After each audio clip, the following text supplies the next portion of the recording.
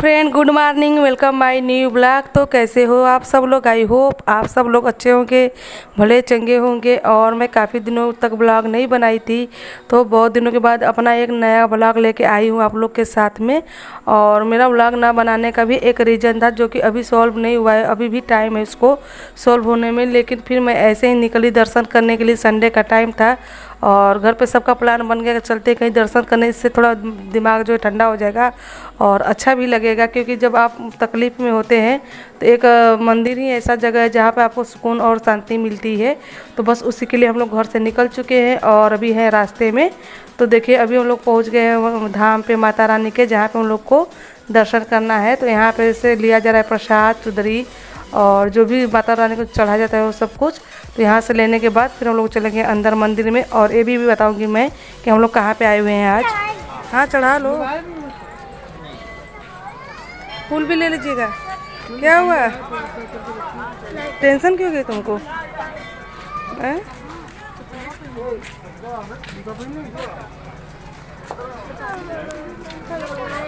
तो अभी हम लोग जिस मंदिर में आए हैं, यहाँ की दूरी हमारे घर से 10 से 15 किलोमीटर के आसपास में है। और ये मंदिर बनारस में ही है, बनारस के आसपास में। तो ये दुर्गा माता का प्राचीन मंदिर है। यहाँ पे काफ़ी दूर दूर से लोग आते हैं, ऐसा मैंने सुना। मैं तो यहाँ पे फर्स्ट टाइम पे आ रही हूँ, क्योंकि इसके पहले मैं यहाँ पे नहीं आ पाई हूँ। और धूप काफ़ी तेज़ हो गई थी सुबह सुबह में ही। वैसे हम लोग घर से भी थोड़ा लेट ही निकले थे, कोई प्लान नहीं था, अचानक सुबह में ही प्लान बन गया था। तो 9 साढ़े 9 बजे के आसपास हम लोग घर से निकले हैं। और इसीलिए धूप, गर्मी का टाइम है तो धूप काफ़ी तेज़ हो रहा है। तो धूप काफ़ी तेज़ हो गया था और ज़मीन भी बहुत तेज़ जल रहा था, लेकिन नंगे पाँव चलना था तो थोड़ा सा पैर में भी जलन हो गया था। और अभी हम लोग आ गए हैं मंदिर के अंदर और यहाँ पे अब लगेगी लाइन। तो दर्शन करने के लिए बहुत ज़्यादा लंबी लाइन नहीं थी, लेकिन नवरात्र का महीना होता तो शायद लाइन लंबी हो सकती थी। तो 10वें 12वें नंबर पर हमारी बारी थी माता का दर्शन करने के लिए। अगर आप किसी भी मंदिर में जाओगे, जब तक लाइन में नहीं खड़े होगे तब तक क्या बोलते हैं, दर्शन करने का वो मज़ा नहीं आता है, वो आनंद नहीं आएगा आपको। तुरंत दर्शन होने के बाद, लाइन के बाद जो दर्शन करेंगे उसका अलग ही आनंद आता है। तो यहाँ पे चढ़ावा भी बहुत लोग चढ़ा रहे थे, मतलब कुछ पकवान बना के। तो मैंने देखा और बगल में ही था हम लोग के।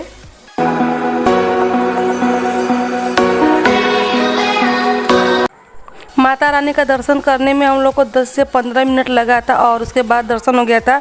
और दर्शन करने के बाद काफ़ी देर तक हम लोग बैठे हुए थे और उसके बाद फिर घर जाने का प्लान बना। तो यहाँ पे थोड़ा सा तिलक हमारा जो काफ़ी बड़ा हो गया था, तो मैं इसको साइड से हटा के थोड़ा सा छोटा कर रही थी।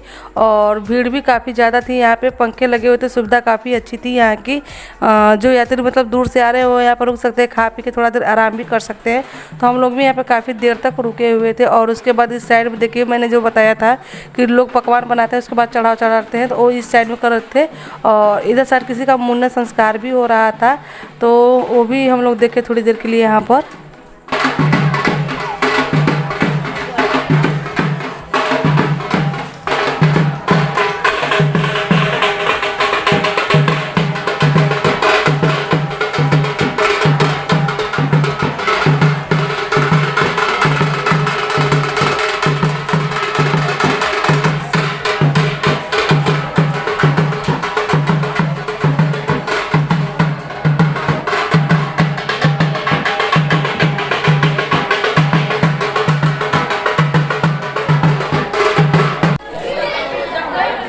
चलेंगे?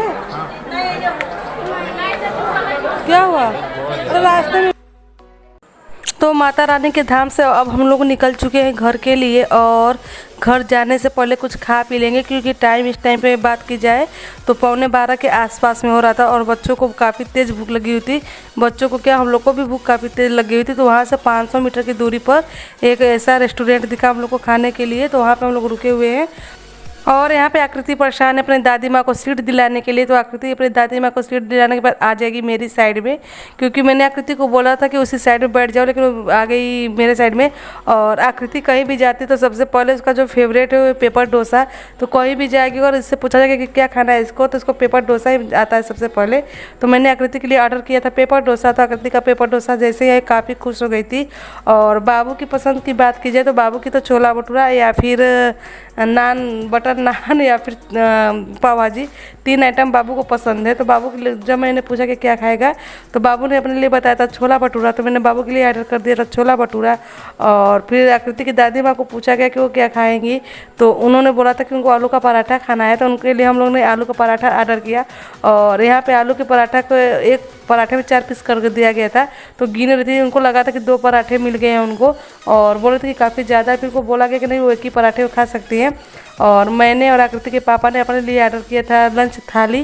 तो ये हम लोग की लंच थाली, लेकिन एक बात की जाए यहाँ के आइटम की तो काफ़ी टेस्टी यहाँ का खाना था।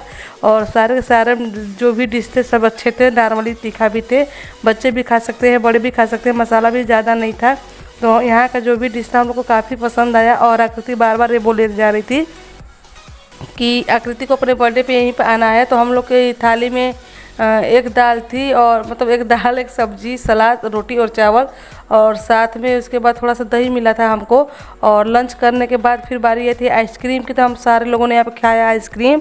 और आइसक्रीम खाने के बाद फिर आ गए सीधे हम लोग घर पे। घर आने पर पता चला कि रास्ते में काफ़ी तेज़ धूप है और जलन भी काफ़ी तेज़ हो रही थी। तो यहाँ पे जल्दी जल्दी हम लोग चलते हैं घर के अंदर, क्योंकि गर्मी बहुत ज़्यादा है।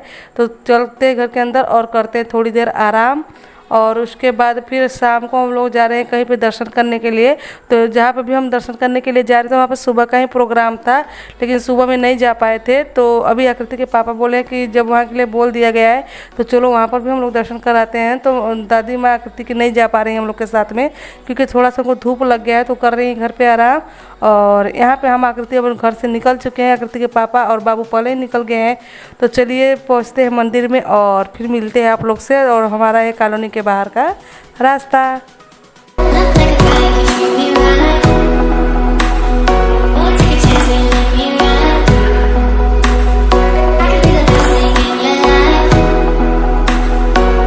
तो अभी हम लोग पहुंच गए मंदिर पर, और ये है बजरंगबली का मंदिर। तो यहाँ पर जैसे ही मैं आई मुझे लगा कि किसी की शादी है, लेकिन अंदर आने के बाद पता चला कि आज यहाँ पे भंडारा था। तो हम लोग पहुँच गए मंदिर और साथ में देख लिए भंडारा भी। तो यहाँ आकृति इधर उधर पहले से देखना स्टार्ट कर दी, लेकिन मैंने पहले बोला कि चलो अंदर पहले दर्शन किया जाता है। तो हम लोग आ गए अंदर और यहाँ पर दर्शन किए, कुछ देर तक बैठे भी। और फिर उसके बाद मैंने यहाँ पे थोड़ा सा अपना ब्लॉग भी बना लिया, मतलब थोड़ा सा मैंने यहाँ का भी वीडियो शूट कर लिया।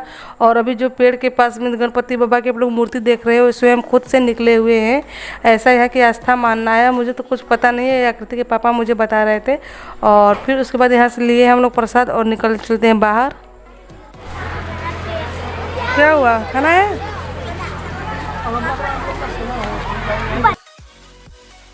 और आकृति जैसे ही मंदिर से बाहर फील्ड में निकली तो उसने बोला कि उसको भंडारे वाली सब्जी और पूड़ी खानी है। और बाबू को बूंदी दिख गया, तो बाबू को बूंदी खानी थी मीठी वाली। तो मैंने आकृति को ले गई यहाँ पे साथ में, जहाँ के प्रसाद ये बट रहा था। और फिर यहाँ पे मैं आकृति को लाई और आकृति को भी मैंने सब्जी और पूड़ी दिला दी। तो यहाँ पे मैंने भी थोड़ा सा टेस्ट किया, थोड़ा सा आकृति के पापा भी टेस्ट किए, थोड़ा सा आकृति भी खाई, थोड़ा बाबू खाया, मतलब थोड़ा थोड़ा हम सारे लोगों ने प्रसाद को ग्रहण किया। और उसके बाद फिर वहाँ से हम लोग निकल गए अपने घर के लिए। तो ये मंदिर का रास्ता है, यहाँ से थोड़ा मतलब गली टाइप का है। और उसके बाद फिर हम लोग वहाँ से निकल के आ गए घर पे। घर पे आने के बाद हमारे बेटे के एंगेजमेंट का एल्बम आ चुका था, मतलब शुभम जो है हमारी भाभी की लड़की, उनके भाई का, तो उनका एंगेजमेंट और तिलक हुआ था जो दिसंबर वाले महीने में। तो उनका एल्बम अब जाके बनकर आया है। तो मैंने उसको घर पे लाया और हम लोगों ने बारी बारी से एल्बम देखना शुरू किया। पहले आकृति के पापा देखे, फिर आकृति देखे, फिर मैं और आकृति बाबू साथ में देख रहे थे। तो अभी यहाँ पे ढूंढा जा रहा है हम लोग की पिक्चर की, हम लोग की पिक्चर कहीं पे आई है कि नहीं आई है। और फिर बहुत देर के बाद इधर उधर पन्ना पलटे, मतलब ढूंढने के बाद पहले आकृति की पिक्चर मिली और फिर उसके बाद मेरी मिली, फिर बाबू की मिली।